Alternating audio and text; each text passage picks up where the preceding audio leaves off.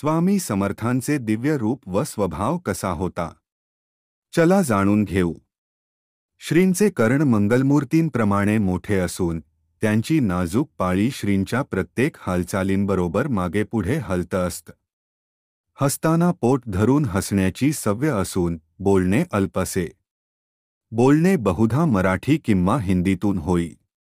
त्यांची काया जुनाट वाटत असली तरी उत्साह तरुणाला लाजविणारा असा होता.